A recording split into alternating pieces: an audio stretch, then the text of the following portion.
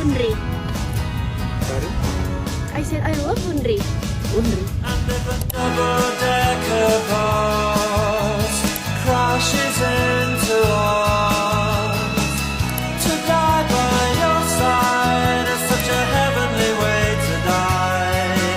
And if a 10-ton truck kills the both of us, to die by your side, well, the pleasure, the privilege is mine. Take me out tonight. Take me anywhere. Assalamualaikum warahmatullahi wabarakatuh. Selamat pagi semuanya. Kami dari kelompok 3 kelas TPKA dengan saya Albert Pratama NIM 2407011493. Saya Aurelia Salvadila Sausan dengan NIM 2407011824. Saya Nadia Putri dengan NIM 2407057453. Saya Khadija Stefani Putri dengan NIM 2407011134. Dan saya Nobes Ari Hariara dengan NIM 2407013275. Pada video kali ini kita akan menjelaskan materi tentang Dryer section, sizing, calendering. Two sides coating. Dan rewinder. let's Let's get started.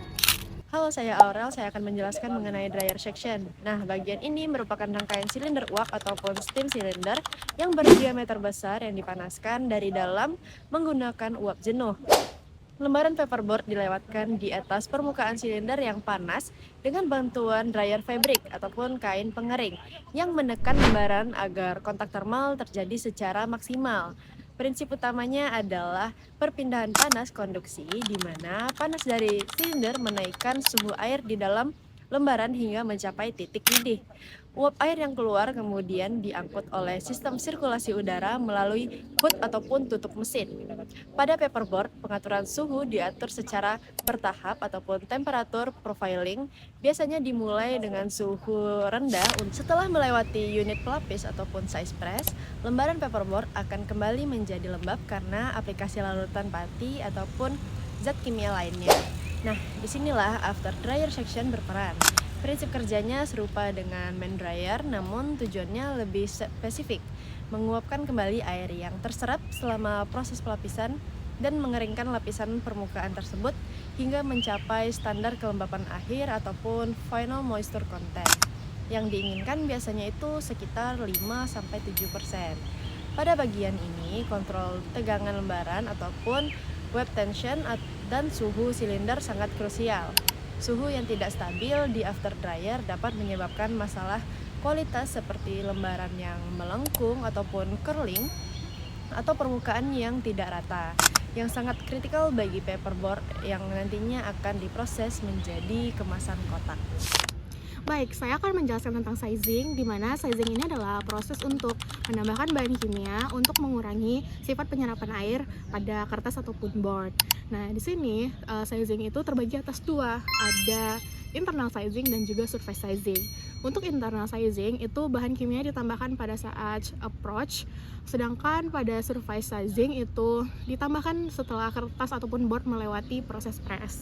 Nah, adapun bahan kimia yang ditambahkan itu biasanya pada internal sizing itu kita menggunakan ASA atau AKD, sedangkan untuk surface sizing biasanya kita menggunakan starch atau tepung kanji, dimana ternyata setelah kertas itu dikeringkan, saat diteteskan air itu masih mudah lewat atau menembus bagian sisi lainnya dari kertas ataupun board. Maka hal ini sangat tidak diinginkan pada kualitas board atau kertas yang baik. Di sini penambahan bahan kimia ini berfungsi agar hal tersebut tidak terjadi atau dikurangi.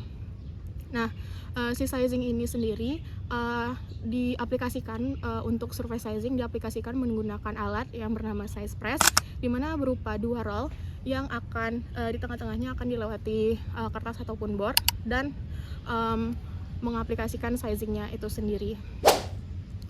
Nah, untuk mengukur seberapa bagus sizingnya ini biasanya digunakan suatu tes atau pengujian yang biasa kita sebut sebagai COP testing. COP testing ini adalah suatu uji penyerapan air terhadap kertas ataupun board, yaitu dengan meletakkan kertas di suatu alat, namanya alatnya Copcaster, lalu alatnya dibalik selama 60 detik dan lalu ditimbang beratnya seberapa banyak air yang terserap di dalam kertasnya. Dimana untuk sizing ini sangat-sangat dibutuhkan pada bahan board ataupun packaging, karena seperti kita tahu fungsi dari board ataupun packaging itu sendiri untuk melindungi makanan ataupun barang yang dibungkus oleh board itu sendiri. Makanya kualitas sizing yang digunakan harus sangat baik, karena bayangkan jika board atau kertas tersebut kurang sizingnya atau jelek sizingnya, maka itu berdampak pada produk yang ada di dalamnya. Seperti misalnya kemasan makanan menggunakan board dan sizingnya kurang, lalu terkena hujan atau air, maka air mudah menyerap atau merembes dan makanan terkena air, dan ini sangat-sangat tidak diinginkan customer. Jadi sizing adalah salah satu tahap yang sangat penting pada proses pembuatan board. Nah, saya Tobias, saya akan lanjutkan penjelasan tentang two sides coating. Untuk paperboard dengan kualitas yang tertinggi, contohnya seperti kosmetik ataupun packaging rokok, coating sangat diperlukan. Jadi apa sih coating? Coating adalah pelapisan permukaan board yang menggunakan bahan kimia. Jadi ada 3 parameter yang digunakan. Yang itu pertama pigment atau kalsium, terus yang kedua itu adalah binders atau perekat, terus yang ketiga itu adalah aditif atau zat tambahan lainnya. Jadi aplikasi coating ini dilakukan pada kedua sisi, makanya disebut two sides coating.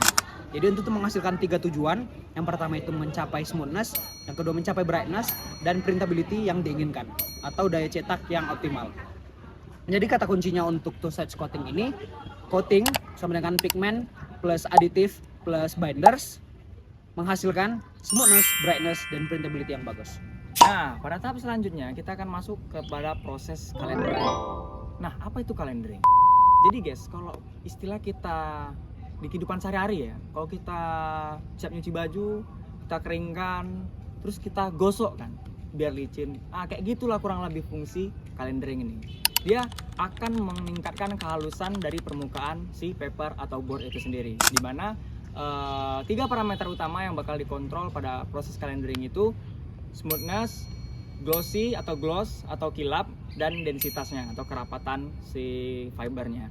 Jadi pada proses calendering ini, lembaran board itu akan lewati kepada 2 roll yang akan saling menekan atau yang namanya kita sebut nib, dimana nib ini dapat kita atur. Parameter nib ini juga dikontrol pada proses calendering, yaitu panjang nib, jumlah nib, dan nib load atau tekanan nib, dimana nib ini akan mengontrol hasil dari output dari calendering itu sendiri. Dia akan mengontrol seberapa halus permukaannya, seberapa rapat, dan juga seberapa glossy atau berkilap si board itu. Untuk spesifikasi board yang lebih intens, biasanya kita akan menggunakan multi nib, di mana akan terdapat banyak roll yang akan bertumpukan. Jadi itu biasanya disebut multi nib atau super calendar nib, di mana itu akan menghasilkan board dengan grade yang lebih tinggi lagi, dengan kehalusan yang lebih tinggi, dan biasanya ini terletak pada board kelas premium. Untuk rollnya itu sendiri itu terbagi menjadi 2 roll. Yang pertama ada hard roll dan yang kedua soft roll. Bedanya apa? Hard roll adalah silinder baja atau logam yang hanya silinder itu saja. Sedangkan kalau seandainya soft roll itu silindernya lebih besar karena dilapisi oleh rubber atau polimer yang akan lebih lembut daripada si hard roll ini. Jadi di calendering ini bakal dikontrol proses 3 utama tadi: smoothness, glossy, and density. Nah, kita sampai di tahap terakhir yakni wet render, dimana setelah melewati semua proses, boardnya tergulung besar yang disebut parent roll atau jumbo roll. Tugas rewinder ini adalah mengubah parent roll ini menjadi gulungan-gulungan kecil sesuai requestan customer yang disebut customer roll. Nah, customer roll ini siap dikirim ke pabrik box ataupun percetakan. Nah, proses dari rewinder ini ada 2 tahap, yaitu yang pertama ada slitting atau pemotongan membujur, di mana board ini dipotong dengan pisau presisi sesuai yang dipesan. Nah, yang kedua ada rewinding atau penggulungan ulang ke core yang lebih kecil. Nah, menurut buku Holic bab 8.1 halaman 386-387 ada 3 parameter yang harus dikontrol pada tahap ini. Yang pertama itu ada web tension.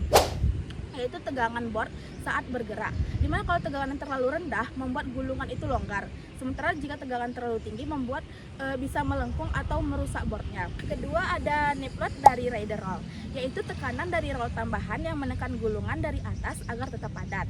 Ketiga ada torque atau torsi pada motor penggulung yang mengatur kecepatan putaran. Nah, dengan kita mengontrol 3 parameter ini, tension, nip load, dan torque, rewinder akan menghasilkan gulungan yang rapi, padat, dan siap dikirim. Oke, sekarang masuk ke sistem dan komponen sliotar winder. Nah, bagian sliotar pada winder biasanya terdiri dari beberapa guiding rolls dan support rolls, unit pisau pemotong itu sendiri, serta sprit rolls yang ditempatkan sebelum dan sesudah area pemotongan. Sliotar tersebut berfungsi untuk memotong lembaran kertas sesuai dengan lebar gulungan yang diinginkan sekaligus merapikan kedua sisi tepi atau trimming. Tergantung pada jenis atau gramatur kertas yang diproduksi, jumlah pisau pemotong yang digunakan bervariasi mulai dari 3 atau 4 unit hingga lebih dari 20 unit. Proses pemotongan ini umumnya dilakukan oleh beberapa pasang pisau berputar atau rotating knife yang terpasang pada poros atau shaft atau rel pemandu. Nah, pemotongan lembaran terjadi tepat pada titik singgung antara top sliotar dan bottom sliotar, yang mana pada paperboard machine winders, top sliotar ini biasanya menggunakan circular blade, sedangkan bottom sliotar umumnya menggunakan tipe sabu atau bend. Nah, sekian video dari kami guys. Bye-bye.